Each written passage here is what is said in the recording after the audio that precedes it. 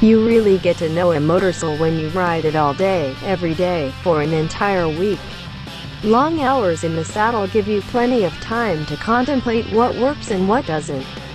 After 2 days of riding the new BMW K 1600B in the mountains and foothills near Asheville, North Carolina, during the press launch, I spent the next 5 days riding it through 14 states on my way home to California. Riding the K 1600B from sunrise to sunset for several days in a row made its virtues and faults abundantly clear.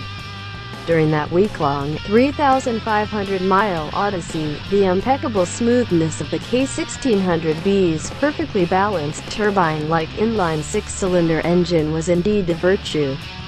With cruise control set at the 75 to 80 miles per hour speed limits that prevail on Interstate 70 across wide-open stretches of Kansas, Colorado and Utah, the mirrors remained crystal clear. There was barely any vibration and the bike felt as stable and as fast as a bullet train. I was grateful that, with a windscreen set at just the right height, airflow around my head was smooth and quiet. The seat was all day after day supportive and the riding position created no pain points. I also enjoyed the convenience of thumbing buttons or spinning the multi-controller wheel to change riding modes and suspension settings, dial up heat for the grips and seat, check tire pressure, raise or lower the windscreen and much more. And every time I toe-tapped rapid-fire, clutchless upshifts while accelerating hard out of the corner, I almost forgot I was riding a bagger. Wait, a bagger wearing the BMW roundel? That's right, inspired by the Concept 101, a 2015 design study by Roland Sands and BMW Motorrad.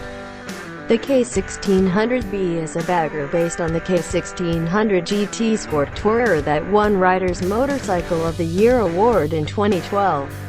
Alas, the Concept 101's wooden accent panels didn't make it into production. But the K 1600B is faithful to the original. Compared to the GT, the B has a shorter windscreen, a tubular handlebar, longer, narrower saddlebags with integrated LED taillights and howitzer-like chrome mufflers that are horizontal instead of angled upward, to give the K 1600B the appropriate bagger profile. The rear subframe and passenger seat were lowered by 2.8 inches, and a new rear fender folds up for easier removal of the rear wheel.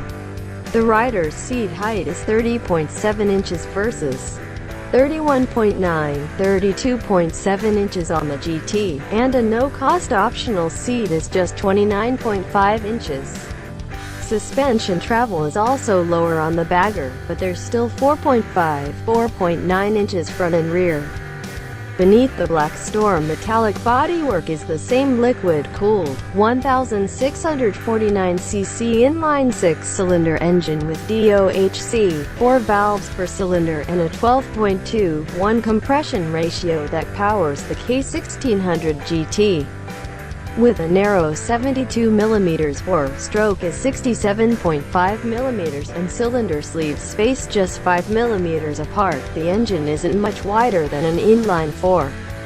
Perfect primary and secondary balance eliminates the need for counterbalancers, and the cylinders are canted forward 55 degrees to lower the center of gravity, put more weight on the front wheel and allow the rails of the aluminum alloy bridge-type frame to pass over rather than around the engine. Even though the K 1600 platform, which includes the B, GT and GTL, has been made Euro 4 compliant, BMW claims that engine output is unchanged from previous model years.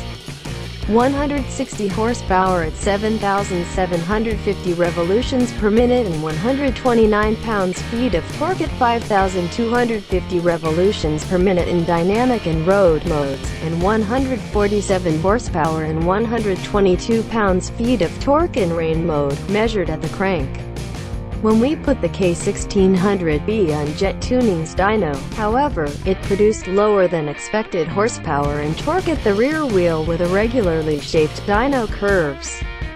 As compared to the last K 1600 GT we tested in 2013, Some motorcycles electronically limit engine output when the front wheel is immobilized but the rear wheel is spinning rapidly, as is the case during dyno runs, and such a restriction may have been incorporated into the K600's engine management software.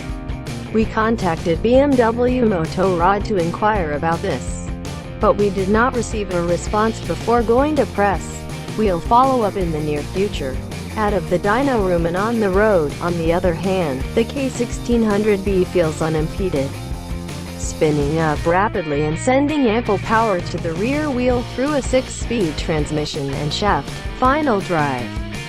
Lots of torque on tap even at low RPM, and response from the throttle-by-wire is precise, though there's some lag on initial throttle opening that takes some getting used to. Other than a supercar-like, high-revving whine under hard acceleration, the engine and exhaust are very quiet, too quiet, really.